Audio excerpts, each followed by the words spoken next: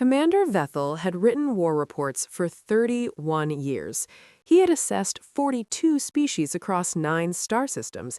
He had watched empires rise and collapse from the cold comfort of his command chair. His reports were clean, precise, and always correct. The Concorde trusted his judgment more than they trusted their own generals. So when the Galactic Concorde sent him to observe the humans, Vethal was not worried. He was, if anything, mildly bored. Humans had only had faster-than-light travel for about 40 years. They had 3 active colonies outside their home system. Their ships were small and loud and burned fuel in ways that made Concorde engineers quietly embarrassed on their behalf. On paper, they were a young species, energetic, expanding, and completely unaware of how small they truly were in a very large and dangerous galaxy. Vethal's mission was simple.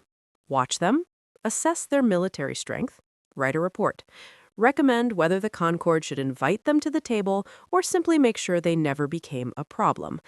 He expected to be done in 2 weeks. He parked his cloaked observation ship above a human military installation on a planet called Earth in a region the humans called the American Southwest. It was a dry, dusty place with a big sky and pale yellow land that stretched for miles. Vethal settled into his observation chair, activated his long-range visual sensors, and watched. The first thing he noticed was the noise. Concorde military bases were quiet and orderly. Soldiers moved in neat formations. Everything had a place. Everything had a time. Efficiency was sacred. But this human base was loud. There was music playing from somewhere, not formal music, chaotic music with heavy, repeated sounds that one of Vethal's crew members described as rhythmically aggressive. 2 soldiers near a vehicle were laughing so hard that one of them had to lean against the wall to stay standing. 3 others sat in the shade eating something from small bags and throwing the empty bags at each other. Vethal turned to his second-in-command, Sub-Commander Zeleth. "Is there a celebration happening?" he asked. Zeleth checked her scanner. "No, sir. This appears to be a standard Tuesday." Vethal looked back at the screen. A soldier had just drawn a face on the side of a large explosive device. Not a threatening face, a smiling face, with small dots for eyes. Another soldier saw it and laughed. Vethal wrote his first field note. Subject species appears to suffer from a collective behavioral disorder. Recommend further observation before any formal engagement decision. He kept watching. The afternoon brought a training drill. This was more promising. The soldiers lined up, received instructions from a large, loud human who appeared to be in charge, a sergeant, according to Vethal's translation software, and began a series of physical exercises. They ran, they climbed things, they crawled through mud. Vethal leaned forward slightly, because this at least looked like military activity. Then the weapons portion began. One soldier picked up his rifle, looked through the scope, and the scope immediately fell off. It had been attached, Vethal realized, with some disbelief, using a gray adhesive strip the humans called duct tape. The soldier caught the scope before it hit the ground, looked at it for a moment, shrugged, pressed it back onto the rifle, wrapped more tape around it, and raised the weapon again. He fired. He hit the target perfectly, center mass, from 250 meters away, with a scope held on by tape. Vethal stared at his screen. He wrote, "Unclear if this was skill or an accident. We'll observe further." The next day brought the discovery that this was a regular garrison unit, basic soldiers assigned to a low-priority base. Zeleth suggested that perhaps the elite forces would be more in line with expected military behavior. Vethal agreed. He redirected his sensors toward a special operations training facility 300 kilometers north. The elite forces were worse. Vethal spent 20 minutes watching a 12-man team of what were apparently the most highly trained soldiers on the base. 3 of them were napping on the grass in the sun. 2 were playing a card game. 1 was sitting alone under a tree reading a small, battered book with a cracked spine. Their squad leader was sitting on a crate, eating something wrapped in foil. The translation software identified it as a gas station burrito, which Vethal did not fully understand, and he was also reading a book. Nobody was training. Nobody seemed particularly alert. They looked, if Vethal had to describe them honestly, like a group of people waiting for a bus. Then one of Vethal's crew members accidentally triggered a test function on the sensor array, which sent out a brief electromagnetic pulse. It was harmless. It lasted half a second. Every single soldier on that field was on their feet in under 2 seconds. The card game was gone, the books were gone, the burrito was gone. All 12 men were in defensive positions, weapons ready, eyes scanning in disciplined arcs. Nobody spoke loudly. The squad leader was already moving his people into a perimeter pattern. The whole field went from sleepy and relaxed to combat-ready faster than Vethal had ever seen any unit move, including Concord Special Forces with twice the training time. Then the pulse faded. Nothing followed it. The soldiers waited 30 more seconds, scanning. Then the squad leader made a quiet hand signal, and they all stood down. The card game came back out. Someone found the burrito. The man under the tree found his page. Vethal sat in his chair for a long time without writing anything. Zeleth broke the silence first. "Should I flag this for the medical department, sir? The behavioral inconsistency could indicate some kind of—" "No," Vethal said. He was quiet for another moment. Then he wrote in his field notes, "The subject species is not disordered. They are resting. There is a difference. I did not initially understand the difference. I am beginning to understand it now." He spent the rest of the week watching. He watched morning formations where soldiers complained loudly about being awake and still ran their exercises without anyone giving up. He watched weapons maintenance sessions where a soldier fixed 3 different pieces of broken equipment with what appeared to be creativity rather than proper tools, and every fix worked.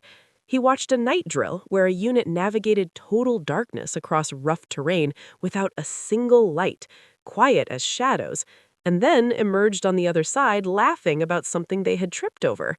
He watched them argue with each other loudly and freely, and then work together seamlessly 10 minutes later as if the argument had never happened. He watched them eat strange food and play loud games and sleep anywhere, on floors, on vehicle hoods, against walls, and wake up ready to move with no visible transition period. At the end of the 2 weeks, Vethal looked at his notes. He had expected to write 3 pages. He had 40, and he had not yet reached a conclusion. He sent a message to the Concord requesting an extension. His final note for the first observation period read, "I have watched 42 species prepare for war. I know what readiness looks like. I know what danger looks like. I am not certain I have the correct words yet for what the humans look like, but I will find them. I think it is important that I do." He closed the file and looked out at the pale yellow desert below. Somewhere down there, a soldier was probably taping something back together, and it was probably going to work. The border skirmish at Kale 7 was not supposed to last more than 30 minutes. That was the plan, a clean, quick show of force.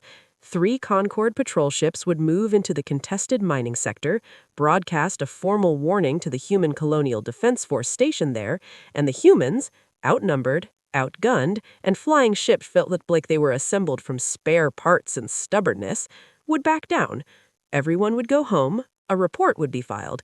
The sector would be quietly noted as Concord territory, and the humans would learn an early and painless lesson about where their borders ended. Vethal had been ordered to observe from a distance. He settled into his chair with a cup of warm liquid and a fresh datapad. He expected to be writing his conclusion notes within the hour. 11 days later, he was still watching. He had stopped drinking warm liquid because his hands had developed a faint tremor from stress. He had also lost a noticeable amount of the fine ridge fur above his left eye, which his ship's doctor attributed to tension. The first thing that went wrong was the broadcast. The Concord patrol ship lead sent out the standard formal warning in 7 galactic languages as per protocol required. The human response came back in 40 seconds. It was in English, which the translation software handled easily.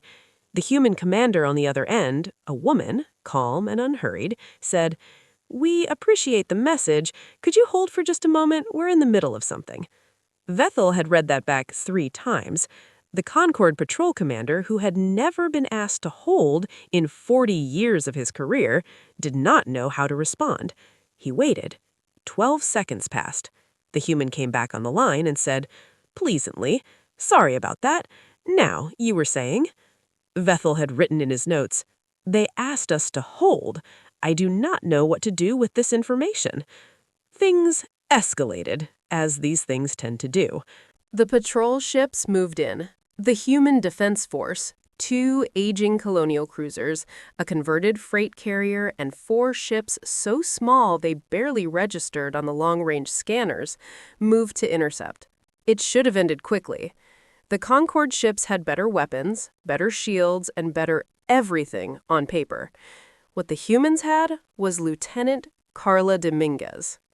Vethal would spend considerable time in his later reports trying to describe Dominguez in clinical terms. He would fail. The most accurate thing he ever managed to write about her was a small human with short hair and an expression that suggested she found the laws of physics to be more of a suggestion than a rule. Dominguez was piloting one of the converted freight carriers. When the Concord ships moved to cut off the human formation, she did something that made Vethal's tactical analyst stand up from his station involuntarily. She flew her enormous, slow, completely unsuitable for combat freighter directly at the lead Concord ship. Not in a collision course, but at an angle so aggressive and so unexpected that the Concord pilot flinched and broke formation to avoid her. Then she flipped the freighter, a ship that had no business flipping, and used its cargo bay door like a shield while her engineering team, working in a cargo bay that was actively venting atmosphere, welded mining drills to the exterior and rerouted their power cells into what could only generously be called a weapon system. It should not have worked. Every calculation Vethal's team ran said it should not have worked. It worked. The Concord ground forces on Kale 7 had their own problems. They had landed 2 full companies, well-armed and well-supplied, and they expected to secure the mining outpost in a few hours. The human colonial defense forces on the ground numbered fewer than 80, a mixed group of actual soldiers and militia members, most of whom appeared to be off-duty mining workers who had grabbed weapons and shown up. They held for 3 days.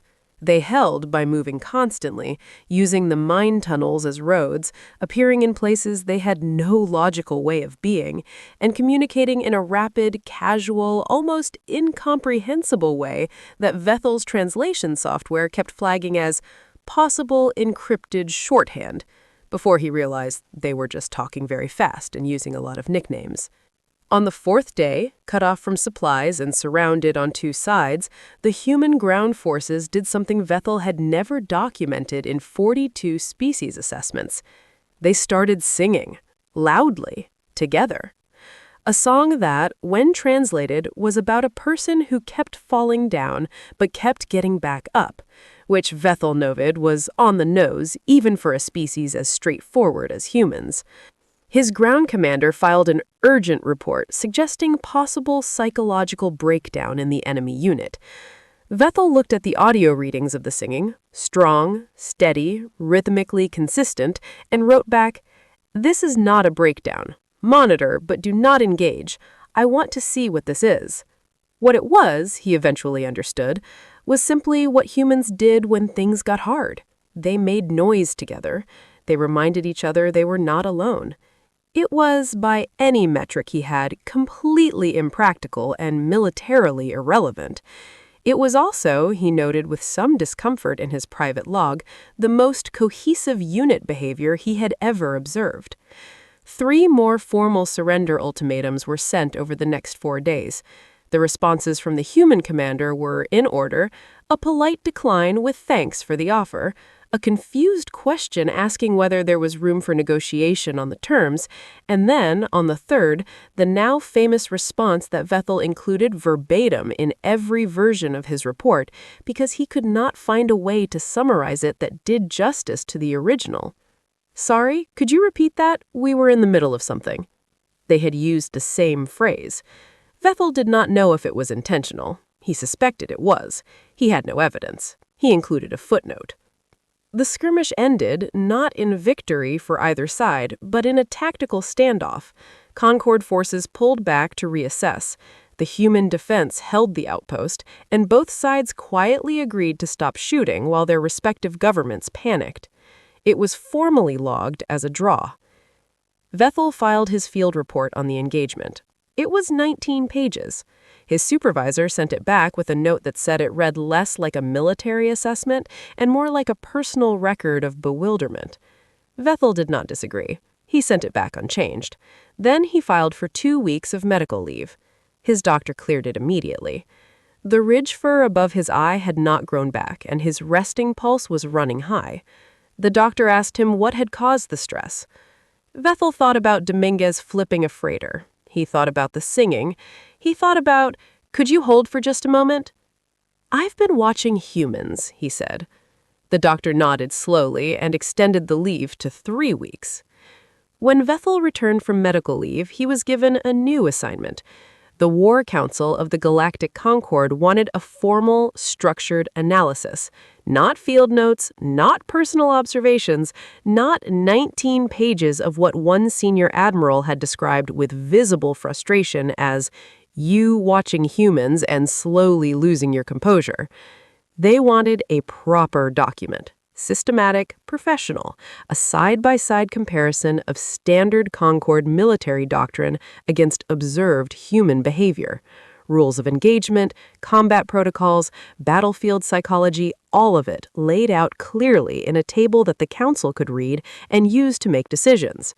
Vethal accepted the assignment, requested full access to 3 months of additional surveillance data from human military operations across 4 planets, and sat down to write the most organized document of his career. It was 53 pages long. There was not a single table in it. 3 members of the War Council had to take short breaks during the briefing. One of them stepped outside and stood in the corridor for 4 minutes before coming back. The section on combat retreat came first because retreat was foundational. Every intelligent species that had ever survived long enough to reach the stars had learned the same basic lesson. When you are outflanked, when the enemy has cut off your position and your numbers are failing, you retreat. You preserve your forces. You fight again from a better position. It was not cowardice. It was the most rational decision a military mind could make. Vethal had 3 months of data. In that data, there were 11 separate engagements where human forces were clearly and definitively outflanked. In 9 of the 11 engagements, the humans had not retreated. In 8 of the 9, they had won. Vethal spent considerable words trying to explain this. He kept arriving at the same place. The humans, when outflanked, did not experience the situation the way any other species did. They did not calculate their losses and decide to preserve what remained. They looked at the fact that there were now enemies behind them as well as in front of them, and they appeared to decide that this meant they were now in a position to attack in more directions simultaneously. He wrote, "The human word for encirclement appears to be in practice, if not in translation, opportunity." The section on emotional neutrality was shorter, but in Vethal's private estimation, more disturbing. Every serious military organization across the Concord trained its soldiers to manage their emotions. Anger made you stupid. Fear made you slow. Grief made you reckless. A calm soldier was an effective soldier. The evidence for this was enormous and old and accepted without debate by every species that had ever fought a war. Except humans. Vethal had the data from a ground engagement on the colony world of Ceres 4. A human unit had been holding a communications relay against a Concord probe force. The engagement was going poorly for the humans. They were losing ground, they were tired, and a probe drone had scored a hit on one of their positions. The unit's effectiveness ratings, by every standard measure, should have dropped. Instead, they increased. The unit's speed went up, their coordination went up, their accuracy, measured in number of effective actions per unit of time, went up. Vethal had gone back through the footage 4 times trying to find the explanation. He found it eventually in a piece of communication between 2 soldiers that his surveillance had captured. One of the soldiers had told the others that someone had insulted their city's sports team. Vethal was not fully certain what a sports team was. He understood it to be a group of humans who performed competitive physical activities for entertainment. He did not understand how an insult directed at such a group could increase a soldier's effectiveness in live combat by a measurable percentage. He included the footage, the data, and a note that read, "I cannot explain this. I have included it because I believe it is important." The section on surrender was the one that caused the first break in the War Council briefing. Surrender, in Concord doctrine, was not shameful, it was rational. When defeat was statistically certain, the calculation was precise. The threshold was known, a unit surrendered. They lived, they were processed, and eventually exchanged. The war moved on. This was how intelligent species behaved. Vethal presented the Council with data from 18 engagements where human forces had faced odds that cleared the Concord's own threshold for certain defeat. 17 of those 18 units had not surrendered. He quoted a human soldier from intercepted communications. The soldier had been told by his own officer that their odds of surviving the next hour were approximately 3%. The soldier's response, which had been recorded and which Vethal read aloud in the council chamber, was, "That's still a 3%, so what are we waiting for?" The room was quiet for a moment. Then came the section on civilian behavior, and one of the council members stood up and walked out. In every conflict Vethal had ever documented, there was a clear line between military and civilian populations. Civilians suffered in wars. This was unavoidable and terrible, but they did not, as a rule, actively participate. They sheltered, sometimes they resisted in small and local ways, but they did not, as organized populations, decide to simply join the war effort without being asked. Humans, it turned out, did exactly that. Vethal presented footage from the colony world of Kale 7, taken after the skirmish. Human civilians, farmers, shop owners, teachers, and retired workers had, without any formal instruction, begun quietly supplying the defense force with food, parts, medical materials, and information. Some of them had taken more direct roles. The footage showed a network of ordinary people who had looked at a war happening near them and simply decided they were part of it. And then there was the woman on the northern settlement road. She was 71 years old, she had silver hair and a small agricultural vehicle called a harvester. A Concord patrol skiff, armored, with 2 crew members on a reconnaissance pass, had come down her road. The woman had looked at it. She had gotten into her harvester. She had driven it directly into the skiff at the highest speed the machine could manage. The skiff was inoperable. The woman walked away with a bruised arm. She had reportedly told a neighbor afterward that she was not going to just sit there. Vethal showed the footage. An elderly Concord admiral, white-ridged and long-decorated, watched the clip in complete silence. Then he turned to Vethal. "Is she a trained operative?" the admiral asked. "She is a retired school teacher," Vethal said. The room stayed very quiet for a while. Vethal closed the section, straightened his papers, and looked out at the council. "I want to be clear," he said. "I am not recommending conflict with these people. I am recommending that before anyone in this chamber makes any decision about how to handle the human species, they understand one thing." He paused. "The soldiers are not the most dangerous part." The Vrex Collective attacked without warning. That was their way. The Vrex had been expanding for 2 centuries by hitting new targets before those targets had time to think. They did not negotiate, they did not announce, they moved fast, hit hard, and kept moving. It had worked on 11 species before. They saw no reason it would not work again. What they had not accounted for was that their 2 new targets happened to already be annoyed at each other, and that one of those targets was human. The attack hit both Concord frontier stations and human colonial outposts on the same day, within hours of each other. The message was clear. The Vrex wanted both of them destabilized at the same time, hoping the 2 powers would be too busy blaming each other to respond effectively. It was a good plan. It was the kind of plan that worked against every species that thought carefully about who their real enemy was before they started fighting. The humans responded in 6 hours with a ceasefire proposal to the Concorde. The message was direct and short. It said more or less that they could argue about the mining sector later, but that there was currently something much bigger hitting both of them, and that they should probably deal with it together. The Concorde debated for 9 hours. Vethal spent most of that time sitting outside the debate chamber because he had already made up his mind, and waiting for other people to catch up was not his strongest skill. When they finally voted to accept the alliance, he was already packed. He was assigned as Joint Operations Liaison to a human strike team, Task Force Ember, which was staging out of neutral station Halveth 9. The assignment came from a senior admiral who had seen Vethal's reports and decided that if anyone was going to work with humans effectively, it should be the person who had spent the most time studying them. Vethal understood the logic. He also suspected it was partly punishment for making 2 council members leave the briefing room. He arrived at Halveth 9 and was met by Colin James Park. Park was not a large man by human standards, from what Vethal had learned. He was of average height, with short dark hair starting to go gray at the edges, and calm eyes that moved around the docking bay when Vethal came off the ramp. Not nervously, just in the way of someone who was always quietly aware of his surroundings. He was in uniform, but the jacket was unbuttoned. He had a cup in his hand. He extended his other hand toward Vethal. Vethal had read about human handshakes. He took the hand and performed the gesture correctly. Park nodded, apparently satisfied. "Commander Vethal, welcome. You want some coffee?" Vethal had also read about coffee. He accepted a cup out of what he considered professional curiosity. He took one careful sip.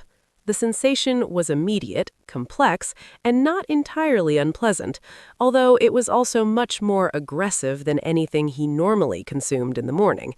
He looked at the cup. "What is this?" he asked. "Fuel," Park said simply, and walked him toward the briefing room. The plan Park laid out was not what Vethal expected. It was not a large, methodical assault. It was not a slow buildup of coordinated forces. It was 3 things happening at the same time, each depending on the others, with a margin for error that Vethal's tactical background told him was uncomfortable at best. The first was a decoy signal, a Concorde ship broadcasting a fake command frequency to pull Vrek's attention one direction. The second was a mining charge, repurposed by the human engineering team, converted into a shaped breach device that would open a specific section of the Vrek's command ship's hull. The third was Private Torres. Vethal looked at the plan notes and then looked up at Colin Park. "You want one soldier to voluntarily be captured and board an enemy command ship through a prisoner intake and disable their communications array from the inside?" "Torres volunteered," Park said. "Why would Torres volunteer?" Park thought about this for a moment. "Ask him." Torres was 24 years old, with a wide grin and a habit of talking with his hands. When Vethal found him in the equipment bay and asked why he had volunteered to be fake captured and sent alone into a Vrek's command ship, Torres shrugged cheerfully. "Because I'm better at the sneaky stuff than anyone else here, and because if it works, I get to say I walked into a Vrek ship on purpose." "That's a good story." Vethal looked at him for a moment. "And if it doesn't work?" Torres's grin didn't change.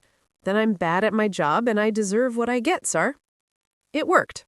Torres was brought aboard as a prisoner, gave the Vrek's guard who searched him a calm, pleasant smile that the guard apparently found unsettling enough to rush through the process, found the communications array in 11 minutes, and had it dark in 14. The breach charge went off on the outer hull. The decoy signal pulled the escort ships out of position. Task Force Ember hit the command ship before it could coordinate a response. The battle lasted 2 hours and 18 minutes. The Vrek's command ship was disabled. The attack on both Concorde and human space collapsed without central coordination. Vethal had spent most of those 2 hours and 18 minutes at a secondary tactical station, watching humans fight in person for the first time, rather than through surveillance footage.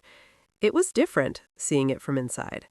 The controlled chaos of it, the way they talked to each other, short, fast, almost a private language built over years of working together. The way they made decisions in seconds that Vethal's training told him should take minutes. During a lull, while the Vrek's ship drifted and Park's people secured the breach point, Vethal sat down next to the colonel. He had been carrying a question for months. since the garrison base, since the duct, since the grandmother and the harvester. He had found many clinical answers in his data. He had not found a real one. "Why do you fight the way you do?" he asked. "Why the risk? Always the unnecessary, avoidable, dangerous risk." Park was quiet for a moment. Not like he was avoiding the question, more like he was finding the right words. "Because the people behind us are worth the risk," he said. He said it simply, not like a speech, like it was just the obvious answer to an obvious question. Vethal did not write that down. He didn't need to. It stayed with him the way things stay. That answer, a question you didn't know you'd been asking. After the battle, the human crew gathered on the flight deck. It was a small, quiet ceremony. Those who had been lost were named. There was silence. There were a few words spoken by Park. No announcements, no ceremony music, just people standing together, naming what they had lost and not pretending it was small. Several Concorde crew members had drifted to the observation window without being asked. Vethal stood among them. He did not fully understand the ritual, but he understood the shape of it. He understood what it meant to stop in the middle of everything and say, "We remember." Later, alone in his bunk, he stared at the ceiling of Helveth 9. He thought about Torres walking into a Vrax ship with a grin because it was a good story. He thought about Dominguez flipping a freighter, and the engineering team working in a bay that was losing air, and how they'd built something that should have not functioned and flew it at a Concorde warship without flinching. He described the 80 ground troops in the mine tunnels, tired, surrounded, singing. He described the surrender ultimatums they had refused and the response that had come back on the third one, which he read out loud in the chamber. "Sorry, could you repeat that? We were in the middle of something." There was a small sound from somewhere in the upper tiers, something close to a suppressed laugh. Vethal did not comment on it. He walked them through the rules of engagement analysis, the encirclement that became an attack, the anger that became precision, the 3% chance that one soldier decided was enough. He showed the footage of the grandmother and the farm harvester. He watched the assembly watch it. He saw the moment the elderly admiral in the front row recognized the clip, the slight forward lean, the stillness that followed. Then he talked about Helveth 9, about Park and Torres and the plan that had no right to work. He did not tell them what Park had said during the lull that felt like a private thing, not assembly business. But he described the ceremony on the flight deck and the Concorde crew at the window and what it looked like from the outside to watch a group of people stop and remember. Then he turned to his conclusion, which was the part of the document that would later be reproduced, quoted, carved, framed, argued over, and eventually banned from public reading in 7 member states, not for being wrong, but for being the kind of thing that made senior military officers laugh helplessly at inappropriate moments. He read it plainly in the same even tone he had used for the entire briefing.